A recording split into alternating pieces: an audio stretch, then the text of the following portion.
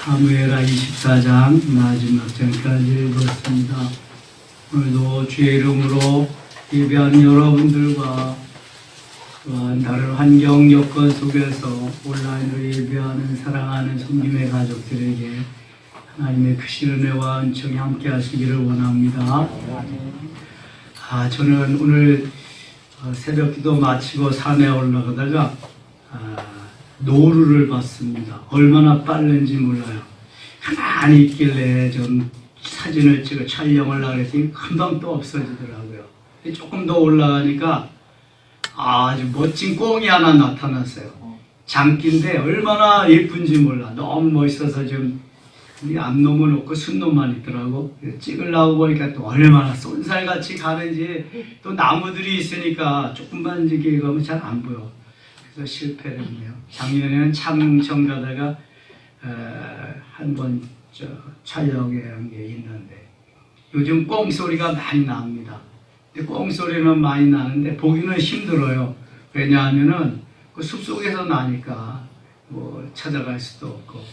근데 다행히 오솔길 옆에 있는 놈들은 볼 수가 있죠. 자연에 가서 이런 못 보던 걸 산 걸 보면은 참 기분 좋습니다. 도로에는 그런 걸 볼 수가 없겠죠. 도로 들에 산에 꽃피는 들에 또 요즘 많이 새싹들도 올라오고 꽃잎도 올라오고. 오늘 아침에 또 새로운 거 봤어요. 처음 나뭇잎이 이렇게 나오는, 산에 제일 먼저 나오는 나뭇잎이 있습니다. 근데 그 나무에서 제일 또 꽃이 먼저 펴요. 나뭇잎 나온 것 중에서 꽃이 먼저 피는 아카시아 꽃과 같이 아주 비슷한 그러한 꽃을 피는 건데요. 오늘 꽤 많이 폈더라고요. 그것도 아카시아 꽃이라고 착각할 수도 있어요. 아주 비슷하니까. 오늘 세 가지, 동물 둘, 또 꽃 하나 이렇게 나와봤습니다. 새로운 게.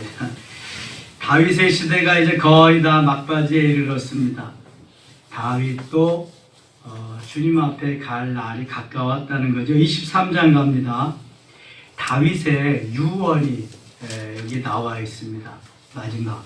이는 다윗의 마지막 말이라. 마지막 말은 대개 유언이죠. 이세 아들 다윗이 말하며 높이 세워진 자, 야곱의 하나님께로부터 기름 부음 받은 자, 이스라엘의 또래 잘하는 자가 말하노라. 이 다윗이 하나님이 많은 재능을 주셔서 이 많은 달란트 속에서 하나님을 섬기고 나라를 다스릴 수 있었습니다.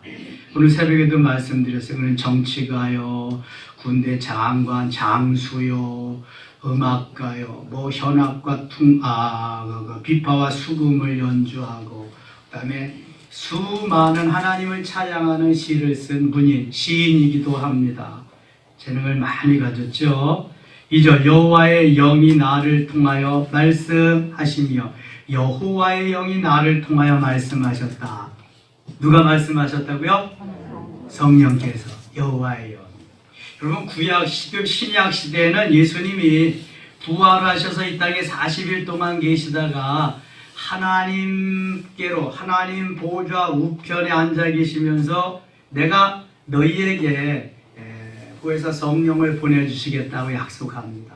파라클레토스라고 하는 구해서 성령. 그래서 신약 시대에는요, 예수 그리스도를 진정으로 영접하고 하나님의 말씀대로 살려고 몸부림치는 자들은 늘 성령이 함께 하십니다. 세상 끝날까지 함께 하시고, 성령 충만하다 하면은 그 성령의 역사가 더 풍성하게 강하게 나타나는 거고, 항상 성령이 함께 하십니다. 그래서 성령의 시대는 이렇게 오순절 이후에 이렇게 계속 진행되는데, 구약 시대에는 간헐적으로 하나님이 특별히 원하는 그러한 이들에게 성령이 임해서 역사하신 것을 볼 수 있게 됩니다. 그러나 이 성령이 창세전부터 이미 계셨다고 하는 거 여러분 잊지 마세요. 그래서 창세기 1장 2절에 하나님의 영은 수면에 운행하시니라 이렇게 말씀하거든요. 또 예수 그리스도도 이미 아르떼라고 하는 이 창세 이전에 존재하셨다, 존재하지 않으셨다? 존재하셨다. 예? 이미 성부 하나님, 성자 예수님, 성령 하나님이 창세 이전에, 창조 이전에 다 계셨지만 아주 적극적으로 그렇게 역사하실 때는 성부 하나님은 구약 시대, 그 다음에 성자 예수님은 신약 사복음 시대까지, 성령 하나님은 사도행전부터 지금 또 예수님 오실 때까지, 그래서 지금이 성령의 시대예요. 삼위일체 하나님은 항상 존재하시지만 주도적으로 역사하신 때가, 시기가 그런 때라는 걸 좀 입력시키고 그렇게 하면 좋겠어요. 이 구약 시대이기 때문에 성령이 간헐적으로 역사하신 때인데, 여호와의 영이 나를 통하여 말씀하셨다. 다윗을 통하여 하나님이 말씀하셨다는 거예요. 다윗이 그만큼 성령에 충만하고 성령에 붙잡혀서 성령이 기뻐하시는 삶을 살았다는 것을 말씀하는 거예요. 만일 다윗이 그렇지 않았다면 벌써 사울을 죽이고 왕이 됐을 겁니다. 왜냐하면 다윗에게 결정적인 기회가 두 번이나 왔잖아요. 아둘람 동굴에서, 그 다음에 에식 황무지 숲에서. 그러나 그것을 다윗이 만일 죽이면은 다윗은 살인자가 되는 거예요. 하나님 앞에 이렇게 높이 귀하게 쓰이지 못했을 겁니다. 그런데 하나님의 때를 기다린 거죠. 성령의 사람이기 때문에 그렇습니다. 성령이 붙잡아 주셔서 그런 거죠. 성령께서 함께 하시기 때문에 가능한 것입니다. 여러분, 인간적으로는 그렇게 어려움을 당하면서 적진에까지, 적군의 나라에까지 도망을 가서 미친 짓을 하면서 그렇게 살아남고 그랬는데, 원수가 나타나는데 단번에 안 죽이겠어요? 누구든지 그거는 같은 마음이죠. 그러나 다윗은 성령이 함께 하시는, 성령이 역사하시는, 성령께서 기뻐하시는 삶을 살았기 때문에 그렇게 하지 않았어요. 하나님이 세우신 하나님의 사람이기 때문에 하나님이 하실 것이다, 이런 믿음을 가지고 있었거든요. 하나님이 얼마나 기뻐하시겠어요. 오늘 사무엘서의 저자도 바로 여호와의 영이 다윗을 통하여 말씀하셨다고 간증하고 있습니다. 여러분, 하나님의 영이, 성령이 여러분을 통하여 말씀하실 수 있기를 축원합니다. 이건 진짜예요, 진짜. 성령이 나를 통해서 말씀하신다. 허튼 말을 하겠어요? 잘못된 말을 하겠어요? 거짓말을 하겠어요? 사기치는 말을 하겠어요? 진짜입니다, 이거는. 다윗에게 이러한 면이 있었기 때문에 하나님이 그를 들어서 사용하시는 거예요. 그의 말씀이 내 혀에 있도다. 다윗이 하는 대부분의 말씀이 성령이 역사해서 성령께서 하게 하심에 따라서 하신 말씀이다. 얼마나 귀한지 몰라요. 3절입니다. 이스라엘 하나님이 말씀하시며 이스라엘의 반석이 내게 이르시기를. 반석은 누구를 가리킨다 그랬어요? 예수 그리스도. 사람을 공의로 다스리는 자, 하나님을 경외함으로 다스리는 자요.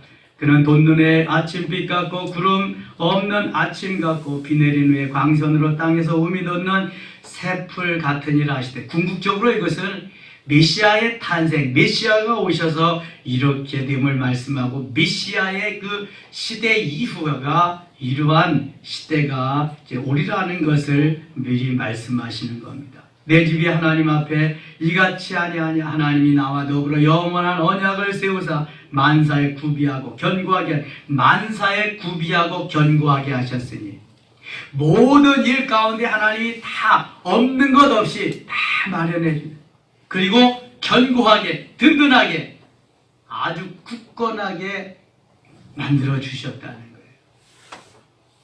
내가 그렇게 만들려고 하면 너무너무 힘들어요. 그런데 하나님이 만들어 주시면 너무너무 쉬워요.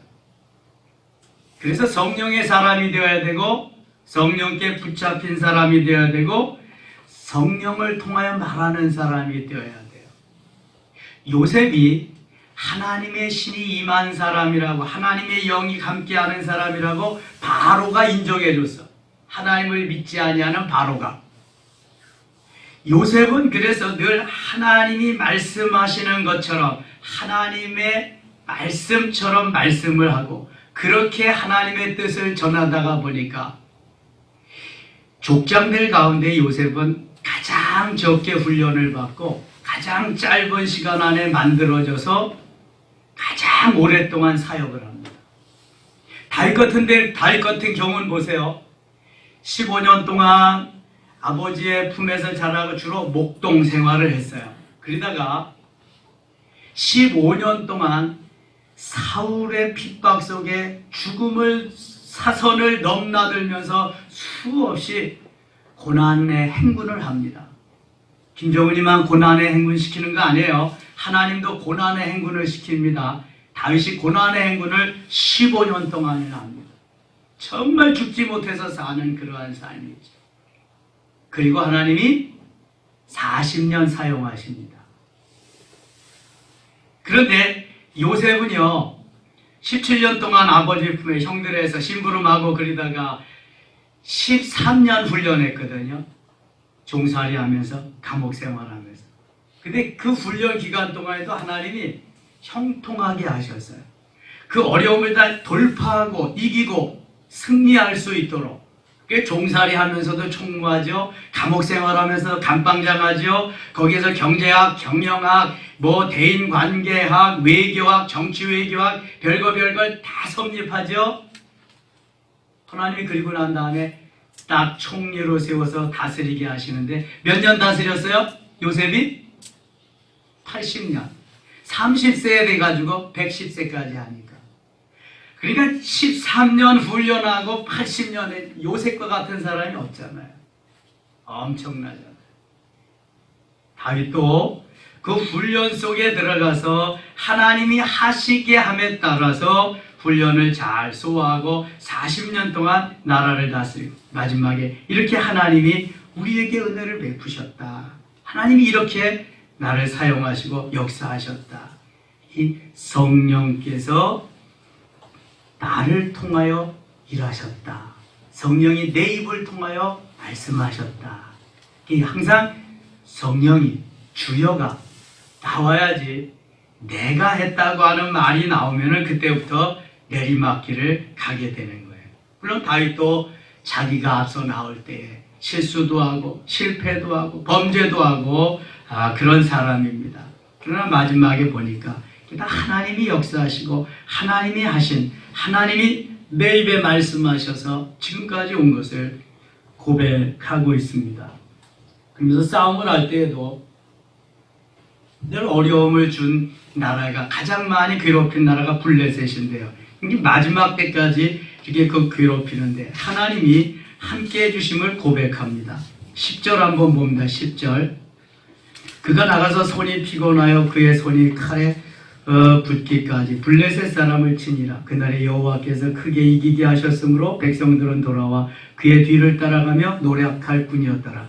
하나님이 크게 이기게 하셨다. 하나님이. 12절 하반절에도 여호와께서 큰 구원을 이루시니라. 다윗이 가는 곳마다 하나님이 이기게 하셨더라. 하나님이 승리케 하셨더라. 이게 사무엘하에 전반적으로 흐르는 기류입니다. 사무엘하는 1장부터 24장 전체가 다윗에 대해서 기록하고 있습니다. 다윗을 말하기 위해서. 여러분, 다윗을 말하기 위함이라고, 다윗을 말한다는 것은 곧 메시아를 말한다고 하는 저변이 깔려있는 것을 우리는 늘 기억해야 됩니다. 다윗을, 거기에는 메시아를 말하기 위함이다. 그래서 다윗은 늘 베들레헴, 다윗이 베들레헴에서 베들레헴이 고향이니까 예수님도 그래서 베들레헴에서 태어나게 됩니다. 24장 가겠습니다. 24장. 여호와께서 다시 이스라엘을 향하여 진노하사 그들을 치시려고 다윗을 격동시키사 가서 이스라엘과 유다의 인구를 조사하라 하시니라. 하나님이 다윗의 마지막 때에 다윗을 테스트하십니다. 아브라함에게 창세기 22장에는 아들을 번제로 드리라고 하는 마지막 테스트를 하십니다. 마지막으로 시험을 하십니다. 아브라함이 멋지게 통과하잖아요. 다윗이 수많은 부침을 거듭해서 여기까지 왔습니다. 승승장구할 때도 있었고 죽어라 할 때도 있고 범죄할 때도 있었고 죽지 못해서 아들에게 쫓겨갈 때는 죽지 못해서 사는 거죠. 그렇게 비참할 때가 어디 있어요. 사울에게 쫓겨다닐 때는 그래도 왕과 신하의 관계, 장인과 사위의 관계였지만 아들에게 쫓겨났을 때는 가장 사랑하는 아들, 잘난 아들, 왕위를 뺏기고 귀양을 당한다. 얼마나 비참했겠어요. 죽을 맛이죠, 이게. 그러한 모든 것을 다 지내고 이제 마지막 때가 됐는데 다윗의 나이 70세 마지막 때가 됐는데 하나님께서 다윗을 다시 한번 다루십니다. 여호와께서 다시 이스라엘을 향하여 진노하사 그들을 치시려고 다윗을 격동시켰을 때에 내 속이 뒤집어지지 않으면 그거는 바른 신앙의 길을 가는 겁니다. 여러분 혹시 그 구정물 시골에서 돼지 기르는 돼지의 그 구정물통 돼지의 먹이통을 보셨나요? 아이 신세대한테 부르면 이게 뭐 신뢰가 되지. 그 신세대들은요 돼지를 기를 때 돼지 먹이 주는 그 통이 있습니다. 통. 거기는 사람들이 먹고 남은 것들 뭐 무슨 밥? 잠밥. 그 다음에 뭐 밥뿐만 아니라 모든 걸 거기다가 다 갖다 놓습니다. 돼지가 잡식성 동물이거든요. 아무거나 다 먹는다는 거지. 항아리 같은 게 이제 있어요. 그럼 거기다가 놨다가 때가 되면 거기서 이제 주는데 아무것도 없을 때는 맑게요 물이. 그러나 이제 주려고 후 휘지면 그 속에서 콩나물도 나오고 김치도 나오고 깍두기도 나오고 고깃덩어리도 나오고 다 나와요. 이렇게 주는 거예요. 격동시키면은요 우리의 속을 다 뒤집어 놓습니다. 깍두기도 나오고 콩나물도 나오고 뭐 속에서 다 나오는데 정말 이걸 잘 소화할 수 있느냐 내가 뿜지 않고. 하나님이 다윗의 마지막을 정말 다루어 보시는데 다윗이 거기 홀딱 넘어갑니다.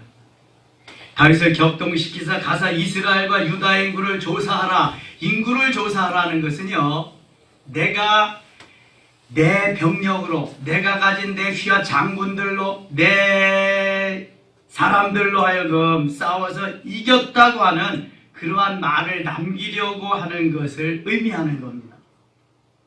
지금까지 누가 싸웠어요? 하나님이 싸웠어요. 하나님이 시키는 대로 다윗을 시키는 대로 전술 전략 하나님이 다 가르쳐 주셨어요. 시키는 대로 해서 가는 데마다 이기게 하셨거든요. 근데 인구조사를 하라고 격동을 시키는데 거기에 다 넘어갑니다. 인구조사. 자 2절 이에 왕이 그 곁에 있는 군사령관 요압에게 이르되 너는 이스라엘 모든 지파 가운데로 다니며 이제 단에서부터 부엘세바까지 인구를 조사하여 백성의 수를 내게 보고하라 하니 요압이 군대 장관이었거든요. 근데 요압은 못마땅한 거야 이게. 아니 지금까지 하나님이 다 하셔서 했는데 왜 또 인구조사를 하라거나. 요압이 가끔 왕에게 반기를 들거든요. 압살롬이 반역해서 가서 압살롬의 진영이 패하거든요. 다윗의 진영이 이기게 되고. 근데 압살롬이 노새를 타고 싸움하다가 저 후퇴해서 도망가다가 머리 잘난 놈 압살롬 황수리 나무에 머리가 걸려가지고 노새는 빠져나가고 대롱대롱 달려있거든요. 거기에 한 청년이 와가지고 요압에게 그걸 알립니다. 그러니까 요압이 왜 그걸 안 죽이고 가만두었냐. 내가 너에게 은을 주고 또 띠를 주고 훈장도 주고 상급도 줄 텐데 저는 은 1000개를 줘도 그거 못합니다. 훈장 안 받아도 좋습니다. 왕께서 죽이지 말라 그러니까 저는 못 죽입니다. 야 이놈아 그런 게 어딨냐. 그래서 요압이 가지고 단칼에 그냥 압살롬의 심장을 꿰뚫어 버렸잖아요. 그러니까 이 왕의 마음하고 요압의 마음하고 군대 장관의 마음하고 좀 안 맞는 게 있어요. 요압은 당연히 그래야죠. 요압은. 왜냐하면은 왕을 모시는 군대 장관인데 그 지긋지긋하지도 않아요. 아들한테 그냥 피신 나가면서 장군에게 다 책임이 있잖아. 군대 장관인데 왕을 잘 모셔야 될 책임이 있는데 그래도 다윗은 자기의 말을 따라주기를 원했는데 그렇지 않아요. 나중에 솔로몬이 왕이 된다고 하는 걸 정가를 받고요. 이제 내일 합니다. 모레 내일. 이 요압이요 아도니아라고 하는 아들, 솔로몬보다 형입니다. 아도니아를 부추겨 가지고요 왕으로 추대합니다. 근데 그 사이에 그 사독이라고 하는 제사장이 그걸 알아가지고 밧세바에게 알리고 밧세바는 다윗에게 가서 해서 솔로몬을 왕으로 즉위를 시킵니다. 다윗 후계 제3대 왕으로. 그리고 요압과 아도니아의 그 쿠데타, 그 반란을 제압을 하고요. 요압을 없애버립니다. 다윗이 그렇게 명령합니다. 너 요압 저놈 두면은 또 화근이 있을 거야. 없애버려. 다윗이 유언으로. 그 다음에 시므이 그놈은 언젠가는 또 너에게도 그렇게 할 거야. 나한테는 와서 사울에게 붙었다가 압살롬에게 붙었다가 또 나에게 붙었다가 언젠가는 너한테 또 그럴 거다. 시므이도 없애버려. 다윗이 아주 중요한 두 가지를 결정적으로 솔로몬에게 유언을 하고 세상을 떠납니다.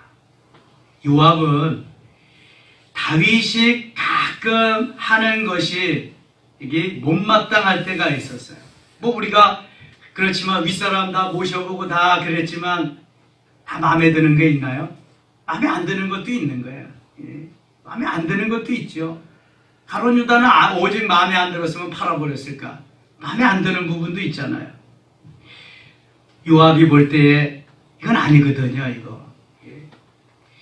그래서 요압이 왕께 아뢰되 이 백성이 얼마든지 왕의 하나님 여호와께서 100배나 더하게 하사 내 주 왕의 눈으로 보게 하시기를 원하나이다. 그런데 내 주 왕은 어찌하여 이런 일을 기뻐하시나이까 하되 왕이 명령 내린 걸 요압이 지금 못마땅하다는 거예요. 그렇게 안 해도 하나님이 어떻게 이기게 하셨는데 왜 그렇게 하려고 그러냐. 9절입니다. 9절 요압 백성의 수를 왕께 보고하니 곧 이스라엘에서 칼을 빼는 담대한 자가 80만 명이요 유다 사람이 50만 명이었더라. 그래도 왕의 명령이니까 요압이 잘 싸우는 칼제비만 80만 명, 유다 사람이 50만 명 이걸 동원했습니다. 다윗이 백성을 조사한 후에 그의 마음에 자책하고 다윗이 여호와께 아뢰되 내가 이 일을 행함으로 큰 죄를 범하였나 내가 이 일을 행함으로 큰 죄를 범하였나이다. 여호와여 이제 간구하옵나니 종의 죄를 사하여 주옵소서. 내가 심히 미련하게 행하였나이다 하니라. 다윗이 곧 깨닫게 됩니다. 이것이 순전히 인간적으로 내가 나를 높이려고 하는 하나님 없이 내가 이겼다고 하려고 하는 그러한 마음에서 아담의 속성을 받은 그러한 교만의 소취에서 온 것이다 라는 것을 깨닫고 회개하게 됩니다. 여러분 다윗의 좋은 점이 이런 거죠. 빨리 돌이키고 하나님 앞에 엎드린다는 거. 11절 다윗이 아침에 일어날 때 여호와의 말씀이 다윗의 선견자 된 선지자 갓에 의임하여 이르시되 가서 다윗에게 말하기를 여호와께서 이와 같이 말씀하시기를 내가 네게 세 가지를 보이노니 너를 위하여 너는 그 중에서 하나를 택하라. 내가 그것을 네게 행하리라 하셨다라 하시니 하나님이 그러면 다윗의 마음을 격동시키지 말 것이지 격동시켜 놓고 다윗이 격동을 해서 인구조사를 하고 나니까 그때 또 왜 네가 그걸 했냐 그래서 네 죄값을 받아라 하면서 세 가지를 택하게 하시는 거예요. 어떻게 보면 하나님도 개구장이 같지 않아요? 하나님도 너무 하시는 것 같지 않아? 성경을 통해서 보면 그래. 아니 에덴에 왜 선악을 알게 하는 나무의 과실을 왜 만들어놔? 만들어 놓지 않으면 안 먹을 거 아니야. 만들어 놓고 왜 그걸 또 먹지 말라 그래. 다 먹으라 그리고 놀리는 것도 아니고. 예? 어떤 때 보면 하나님이 참 그렇죠. 그런데 여러분 그 속에 우리에게 자유의지를 주셔서 또 내가 아무리 휘젓고 그래도 요동하지 않고 갈 수 있는 믿음이 있느냐. 내가 정말 요동치 않고 흔들림 없이 굳건하게 갈 수 있느냐. 이런 하나님의 테스트, 하나님의 다루어 보심 그런 것도 있죠. 근데 너무한 것 같아 하나님이. 여기 보면은요 13절 보세요. 다시 다윗에게 이르러 아뢰어 이르되 왕의 땅에 7년 기근이 있을 것이니까 7년 기근. 7년 동안 비가 내리지 않아서 가뭄이 들어가지고 농사를 못 짓는다. 기근이 든다. 살까요? 못 살까요? 못 살아요 여러분. 1년만 기근이 와도 내년에 먹을 것이 없는 거야. 7년이면은요 다 거지됩니다. 다 죽어가. 못 살아 이거는. 혹은 왕의 원수에게 쫓겨 석 달 동안 그들 앞에서 도망하실 것이니까 쫓겨다닌 거 다윗 진절이나 사울 왕에게 쫓겨다니기를 15년 또 아들에게 쫓겨다니기를 그냥 얼마나 됐는지 모르지만 하여튼 여러 달 동안 그냥 이 귀양살이라. 근데 석 달 동안을 또 그 행동을 해야 되냐? 그때 진절머리 나는 거죠. 혹은 왕의 땅에 사흘 동안 전염병이 있을 것이니까 사흘 어떻게 됐든 간에 사흘이 가장 짧지요. 사흘 동안 생각하여 보고 나를 보내신 이에게 무엇을 대답하게 하소서 하는지라. 14절 같이 읽겠습니다. 다윗이 가세게 이르되 내가 고통 중에 있도다. 청하건대 여호와께서는 긍휼이 크시니 우리가 여호와의 손에 빠지고 내가 사람의 손에 빠지지 아니하기를 원하노라 하는지라. 내가 지금까지 잘못 판단해서 그랬는데 이제는 여호와의 손에 빠져 여호와의 손에 붙잡히고 여호와의 손에 빠져 그렇게 살기를 원한다. 이에 여호와께서 그 아침부터 정하신 때까지 전염병을 이스라엘에게 내리시니 단에서부터 브엘세바까지 백성의 죽은 자가 7만 명이라. 며칠 동안에 7만 명이 죽었어요? 사흘 동안. 3일 만에 7만 명, 하루에 2만 3천 명씩, 2만 3,300. 이야, 지도자는요, 지도자가 잘못했을 때에 일어나는 재앙, 이건 마음 아픈 거죠. 차라리 내가 그러한 벌을 받고, 내가 그러한 전염병에 시달리면 몰라도 이게 백성이 애매한, 아니 안 죽어도 될 사람이 7만 명이 죽잖아요 지금요. 여러분 지도자를 잘못 만나면 서민이 불행합니다. 지도자를 잘못 만나면 백성이 애를 먹습니다. 힘이 들어요. 그래서 지도자를 잘 만나야 돼요. 우리는 우리의 손으로 선출하는데 잘 선출해야 돼요. 지도자를. 서울시, 부산시 다스릴 지도자를 이제 조금 있으면 발표하겠네요. 출구조사 8시 반쯤 한다니까. 아유, 정말 잘 선택해야지. 그렇지 않으면은 일평생 벌어도 집 하나 못 사는 거야. 그쵸? 일평생 벌어도. 이게 뭐 올라가는 게 천정부지인데 뭐 지도자가 정말 잘해야 됩니다. 지도자.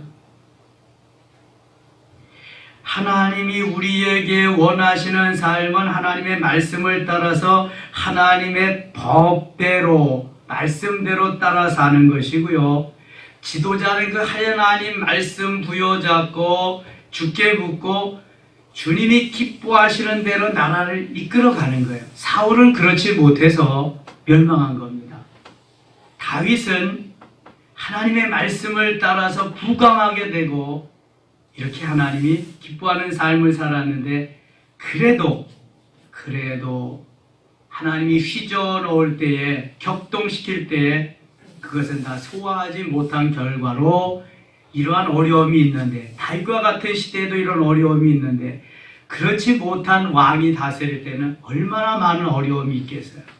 이게 이제 열왕기 상 하에 가면은요, 열왕기 상 마지막 열왕기상 중간부터 열왕기하까지 가면은요, 하나님 앞에 범죄하고 그냥 어려움 당하고 범죄하고 어려움 당하고 이런 게 연속이거든요. 주로 범죄한다는 게 우상을 섬긴다는 거지. 사사기에서 그렇지.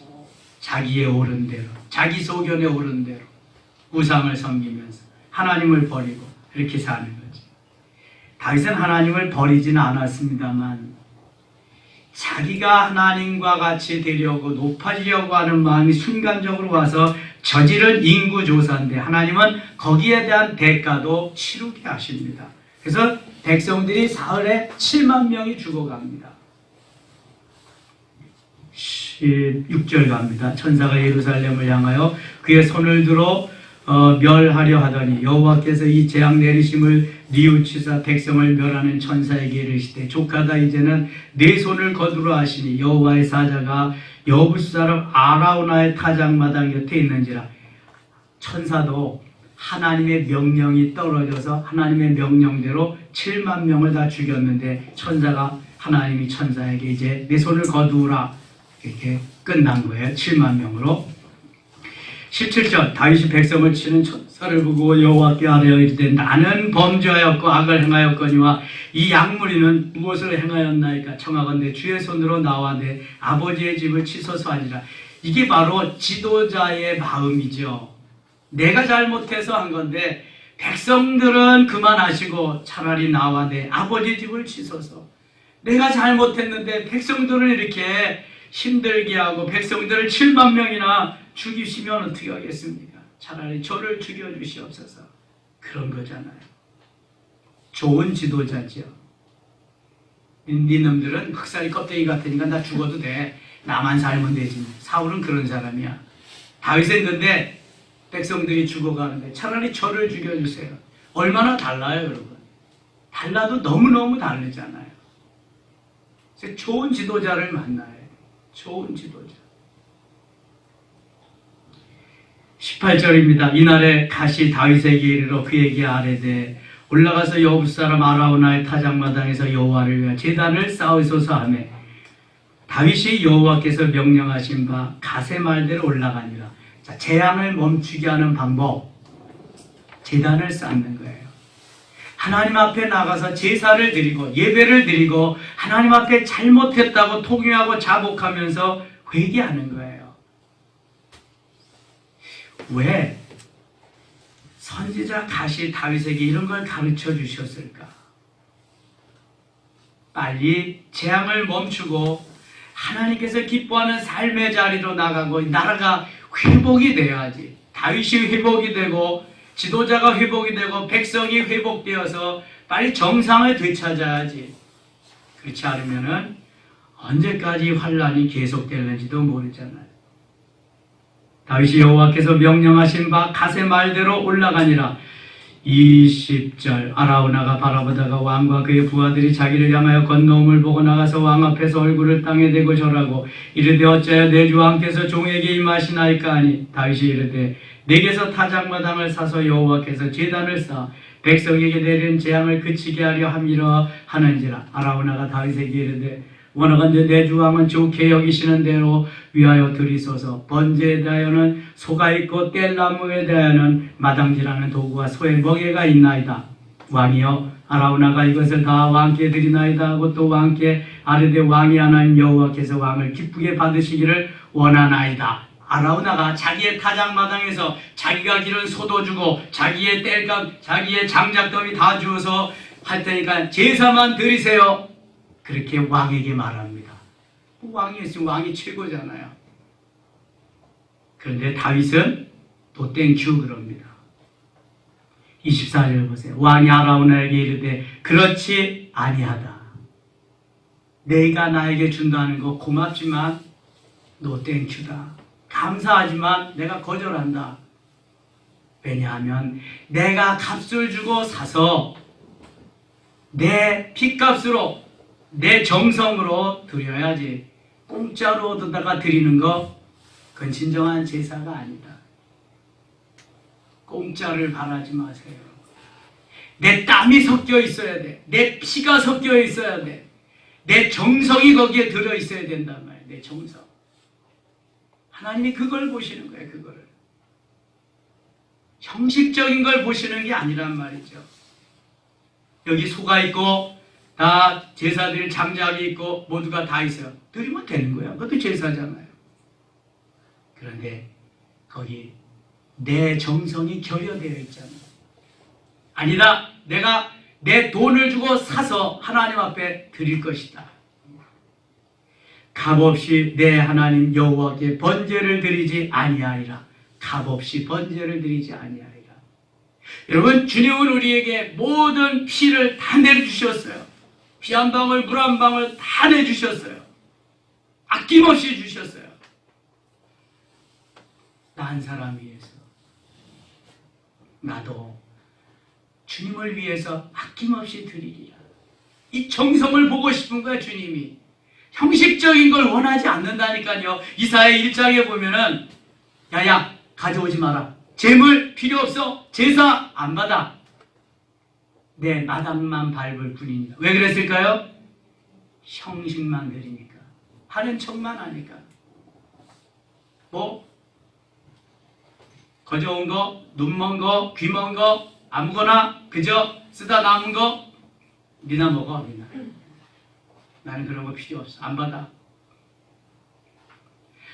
얼마든지 아라우나가 왕에게 하는 거 고맙다, 감사하다 그렇게 받을 수 있어요. 그러나 다윗은 안 해요. 내 값을 치르고 하리라. 값없이는 내 하나님 여호와께 번제를 드리지 아니하리라. 여러분 기억하세요. 값없이는 드리지 아니하리라. 그래서 예배도요 정성이 들어가야 되는 거예요. 정성이.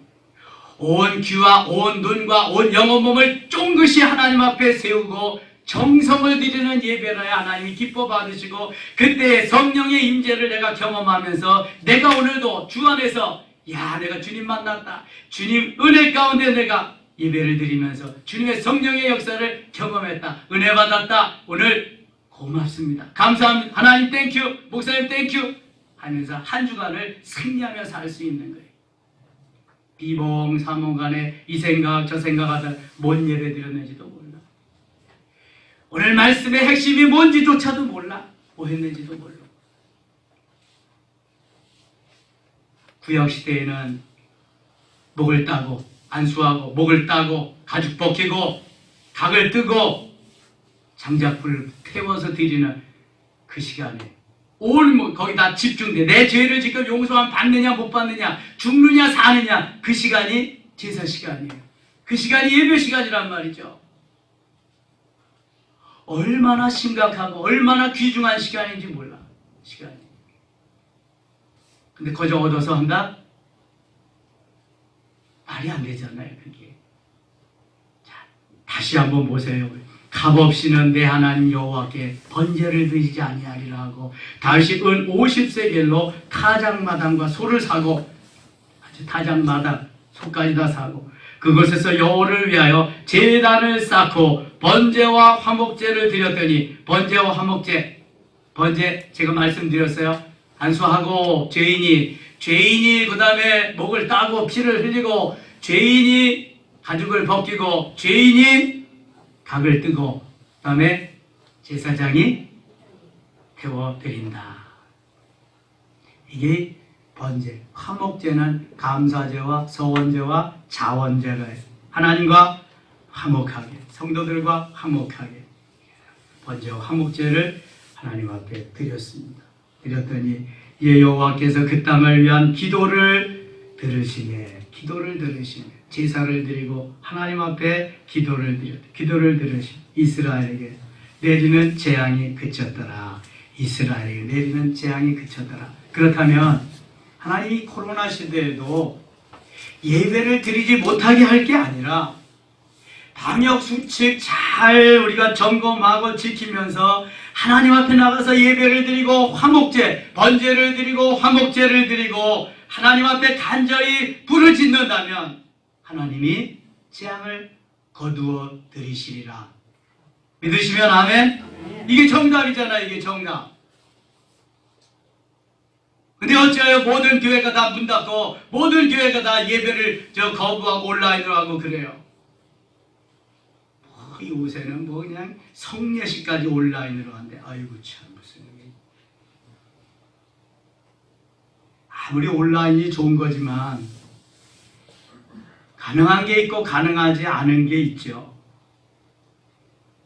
다윗이 얼마든지 아라우나가 제공하는 타작마당에서 그 소를 갖고 거기에서 다 서비스해 주는 걸 할 수 있어요.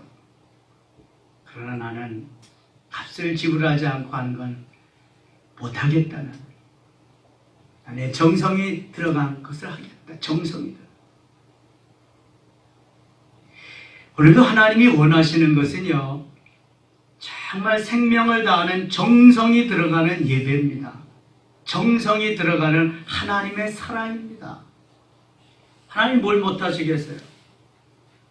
불가능이 없으신 분인데 우리에게 복 주시려고, 더 좋게 하시려고, 더 귀하게 복되게 하나님이 쓰시려고 이런저런 시험거리도 주고 이런저런 재앙도 있고 고난도 있고 역경도 있는 건데 우리는 어떻게든지 빠져나가려고만, 빠져나가려고 피하고 그걸 면하려고만 그래요. 하나님 그걸 통해서 더 귀하고 복된 것을 주시려고 하는데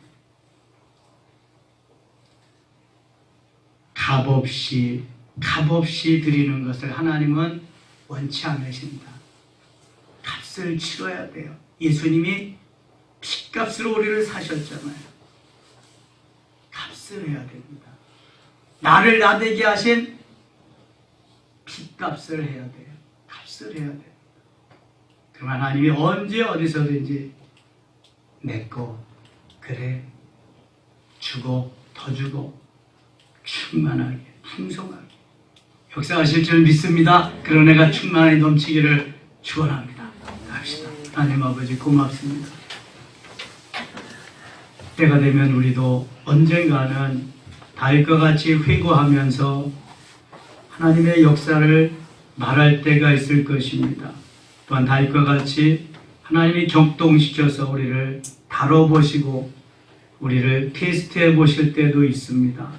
잘 통과하게 하시되 하나님 값없이 하는 예배, 값없이 드리는 제사, 값없는 걸 원치 않으신 하나님, 주님이 핏값으로 우리를 사셨듯이 우리도 그 값을 할 수 있게 하여 주시옵소서. 하나님 기뻐하는 삶의 자리로 나가도록 도우시고 속히 코로나가 종식되며 하나님 대한민국 모든 교회, 세계의 모든 교회들이 이제는 주님 앞에 나와서 번제와 화목제를 드리고 부르짖어 기도하며 하나님이 그 기도를 들으시고 코로나가 종식되고 하나님 일상이 회복되며 신앙생활, 예배생활이 회복되게 하여 주시옵소서.